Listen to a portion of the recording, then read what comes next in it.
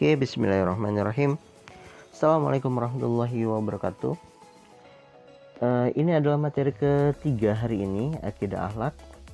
Setelah tadi kita belajar fikih ya, fikih dan tematik SBDP. Ini adalah materi ketiga untuk hari ini, hari Senin 25 Januari 2021. Ingat 2021. Oke. Akidah akhlak meneladani Nabi Adam Sallallahu Alaihi Wasallam.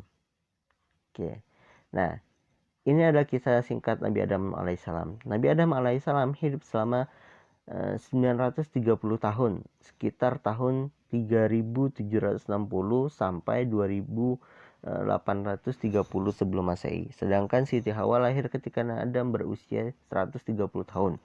Menurut cerita para ulama, Hawa diciptakan oleh Allah Subhanahu wa taala dari salah satu tulang rusuk Adam sebelah kiri sewaktu dia masih tidur, sehingga pada saat dia bangun Hawa sudah berada di sampingnya. Nabi Adam alaihissalam diberi kesempatan oleh Allah untuk tinggal di surga bersama Hawa. Allah Subhanahu wa taala berfirman dalam surat Al-Baqarah ayat 35 yang artinya, "Hai Adam, diamilah olehmu dan istrimu surga ini, dan makanlah makanan istrimu yang banyak lagi, baik di mana saja yang kamu sukai, dan janganlah kamu dekati pohon ini yang menyebabkan kamu termasuk orang-orang yang zalim." Allah Subhanahu wa taala berfirman. Firman Allah Subhanahu wa taala tersebut di atas dijadikan peluang bagi iblis untuk menyesatkan Nabi Adam alaihissalam dan Hawa untuk menjadi pengikutnya di neraka, karena iblis telah durhaka kepada Allah Subhanahu wa taala dalam surat Al-Baqarah yang lain, sehingga dengan kesombongannya Allah menghukum iblis dengan mengusirnya dari surga. Keluarlah dari barisan para malaikat dan dikutuk dan dilaknat oleh Allah Subhanahu wa taala sampai hari kiamat, serta iblis dan keturunannya dijamin menjadi penghuni neraka yang abadi. Nah, menerima hukuman dari Allah Subhanahu wa taala, iblis tidak mau bertaubat, bahkan menampakkan kesombongannya seraya memohon kepada Allah Subhanahu wa taala untuk diberi kehidupan yang kekal hingga tak kiamat. Allah memperkenankan permohonan itu, dan iblis juga mengancam akan menyesatkan seluruh dan membujuk Adam serta keturunannya dari segala arah untuk meninggalkan jalan yang lurus dan menempuh jalan yang sesat. Allah kemudian berfirman bahwa setan tidak akan sanggup menyesatkan hambaku yang beriman dengan sepenuh hati dan ikhlas. Dengan tipu daya dan sumpah serapanya, iblis akhirnya berhasil menjerumuskan Nabi Adam alaihissalam dan Siti Hawa untuk mengambil dan memakan buah khuldi. Padahal itulah yang dilarang Allah Subhanahu wa taala. Sehingga ketika Adam alaihissalam dan Hawa memakan buah khuldi dari pohon di dalam surga, hilanglah semua kenikmatan surga. Tidak ada sedikit pun yang tersisa dari kenikmatan surga tersebut, kecuali simbol kehormatan dan mahkota. Dalam keadaan demikian, Adam berpaling kepada Hawa seraya menangis dan berkata, "Bersiap-siaplah kamu untuk keluar dari sisi Allah Subhanahu wa taala. Ini adalah awal dari sial yang tergolong maksiat." Hawa berkata, "Wahai Adam, aku tidak menyangka kalau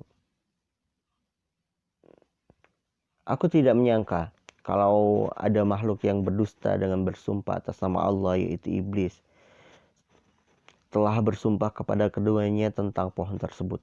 Semenjak itu Nabi Adam alaihissalam beserta istrinya terus melakukan doa kepada Allah Subhanahu wa taala dengan ungkapan doa berikut. "Ya Allah, Rabbana, kami telah menganiaya diri kami sendiri. Rabbana hablana, dan jika Engkau tidak mengampuni kami dan memberi rahmat kepada kami, niscaya pastilah kami termasuk orang-orang yang rugi." Surat Al-A'raf ayat 23. Doa dan taubat Nabi Adam alaihissalam dan istrinya telah diterima oleh Allah Subhanahu wa taala, sehingga ketika Adam dan istrinya turun ke dunia telah terampuni dosa-dosa tersebut. Nah, dari kisah tersebut pelajaran apakah yang paling berharga dan dapat kita ambil dari kisah teladan Nabi Adam alaihissalam? Ya, bagi seorang yang telah terlanjur melakukan maksiat dan perbuatan dosa besar, tidak seharusnya berputus asa dari rahmat dan ampunan Allah Subhanahu wa taala. Rahmat dan ampunan Allah Subhanahu wa taala masih sangat terbuka untuk hamba-hambanya. Karena itu segera untuk bertaubat dan jangan menunda-nunda waktu. Bertaubat merupakan perintah Allah Subhanahu wa taala.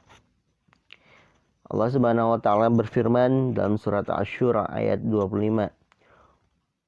Wa huwa allazi yaqbalu taubata an ibadihi wa ya'fu 'anis sayyi'ati wa ya'lamu ma taf'alun. Dan dialah Allah Subhanahu wa taala yang menerima taubat dari hamba-hambanya dan memaafkan kesalahan-kesalahan dan mengetahui apa yang kamu kerjakan. Surah Asy-Syura ayat 25. Nah, dari kisah ini kita ambil hikmahnya bahwasanya semua manusia itu membuat kesalahan, termasuk Nabi Adam alaihissalam. Karena iblis akan menggoda kita dari segala penjuru. Ini adalah sumpah iblis.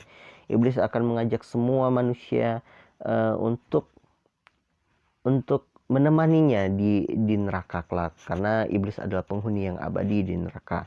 Nah, ketika kita melakukan kesalahan, cepat-cepatlah, jangan menunda-nunda waktu untuk bertobat kepada Allah Subhanahu wa taala. Dalam setiap salat kita selalu minta ampunlah kepada Allah Subhanahu wa taala. Kita tidak pernah tahu kapan kita akan dipanggil oleh Allah Subhanahu wa taala. Oleh sebab itu, ketika kita melakukan kesalahan, mintalah ampun kepada Allah Subhanahu wa taala. Minimal membaca istighfar, astagfirullahalazim, atas dosa atau kesalahan yang kita perbuat. Oke, tata cara taubat agar diterima oleh Allah Subhanahu wa taala. 1. Menyesal, menginsafi dan berniat tidak akan mengulangi dosa yang pernah dilakukan. Ini adalah salah satu tata cara yang pertama. Yang kedua, beristighfar, memohon ampun kepada Allah Subhanahu wa taala dengan sungguh-sungguh. Yang ketiga, segera beramal kebaikan. Setelah kita melakukan kejahatan atau setelah kita melakukan maksiat kepada Allah Subhanahu wa taala, lakukanlah kebaikan untuk menutupi kemaksiatan kepada Allah tersebut. Yang keempat, bersyukur terhadap nikmat Allah. Yang kelima, berdoa mohon kesejahteraan hidup di dunia dan akhirat. Nah, ini adalah cara untuk bertobat. Ketika kita bertobat, sesalilah perbuatan yang kita lakukan. Kalau misalnya hari itu disesali, besok diulangi lagi, maka Allah tidak akan masih menerima taubat kita, tapi di kemudian hari taubat kita tidak akan diterima lagi oleh Allah Subhanahu wa taala. Oke, memaafkan manfaat bagi orang yang mau bertobat. Ada beberapa manfaat bagi orang yang mau bertobat. Yang pertama, hati menjadi tenang. Setelah kita bertobat, setelah kita mengakui kesalahan kepada Allah Subhanahu wa taala, maka hati akan menjadi tenang.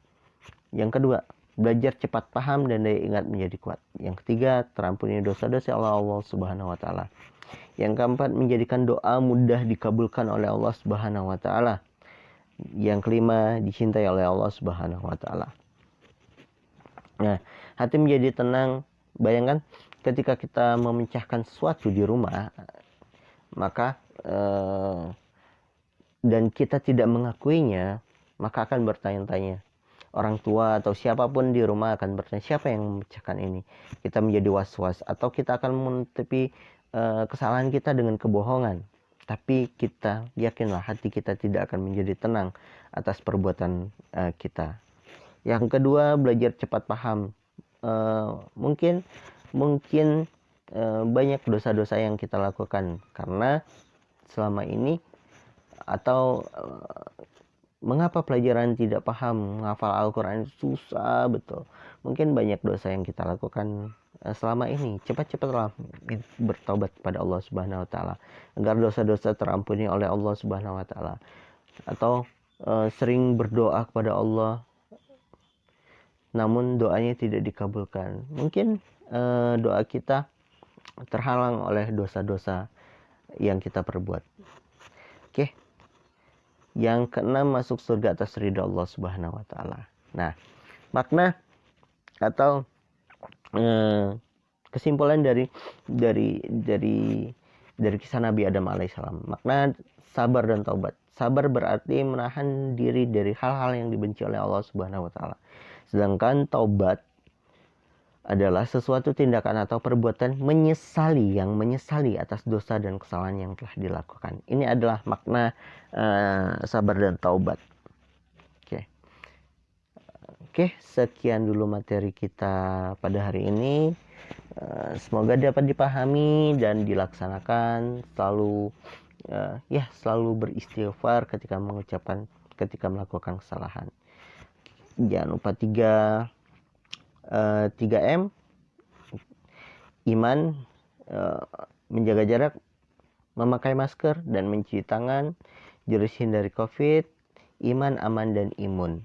Oke, hatur nuhun. Billahi taufiq wal hidayah. Wassalamualaikum warahmatullahi wabarakatuh.